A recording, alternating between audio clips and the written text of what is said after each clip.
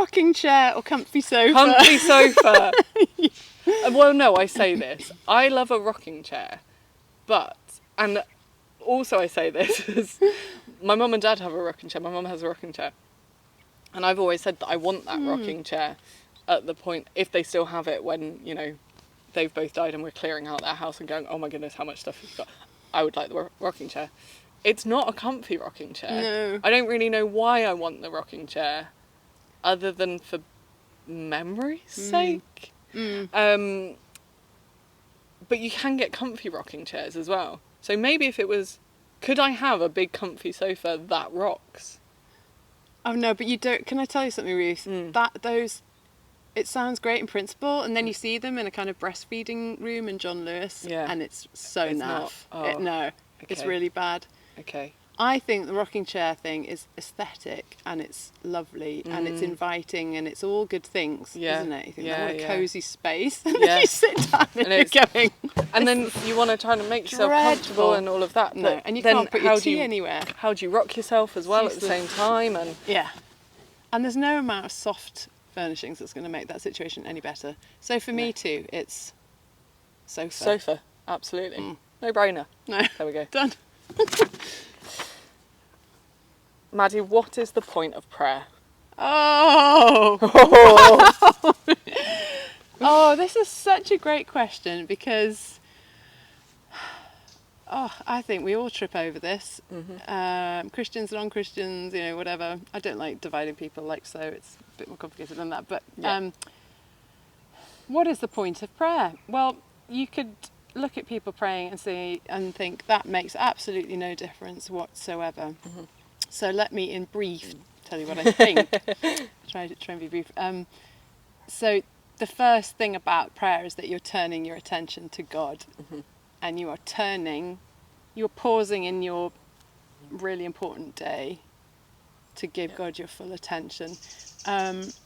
Depending on which God you're turning your attention to, because there are many different things and entities that people believe in, and they're not all the same, and they're not all good, I would say. But I believe if we turn our attention to God, to Jesus, in doing that, you are giving God your honour, you're giving God time, you're giving the Holy Spirit space to engage with you, and you with him. You're coming into the shadow of God's wings, which is the most comforting place to be. You're coming to a place where you are completely free, known, loved, accepted, where there's nothing you can say that's really going to offend God beyond repair in your relationship. So it's a place of truth and honesty, and that is a unique place to be. So prayer, first of all, is that turning, and I think more and more we need to turn to God, because there are so many things that are going to occupy us, or that seem more pressing and more important, or even just our phones. I mean, something as simple as, gosh, it's easier, isn't it, to go on Instagram or Twitter? It's so, I'll just check my WhatsApp. It is so much easier to do the things that distract. There's nothing that can replace prayer as a spiritual practice that will shape you, shape your life, shape the world.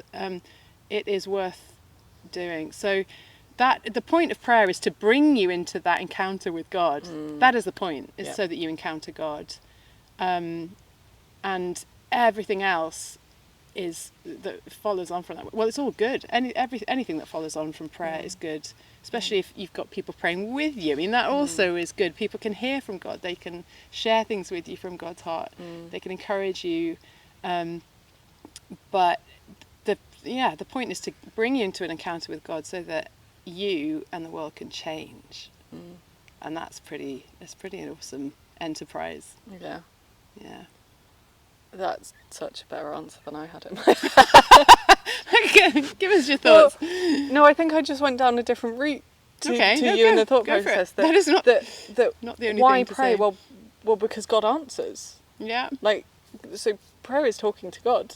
So why bother talking to God? Well, because he wants to hear us, which is sort of what you've said of turning back to him. He wants us to do that, but also because he answers us. God answers prayers. And no, of course it's not always in the way we want him to. Sometimes we don't hear the answers because we're not listening. All kinds of things around, what happens when the answer's not yes and things like that, or not the answer we want. But God, the creator of the universe, hears what we say and answers our prayers. So what's the point in praying? Well, why not? Don't you want that in your life? Yeah, why Yeah. wouldn't you? Yeah.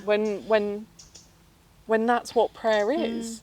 And I say that as someone who is really rubbish at praying a lot of the time and doesn't sit down and pray very often. And when I do pray, it's often when I'm on the go, or they're little arrow prayers or whatever.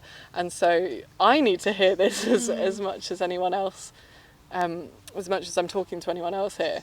But why pray? But why not? Because the most amazing, most powerful God listens, hears, wants to hear you, wants you to speak to him, and will answer you. Yeah.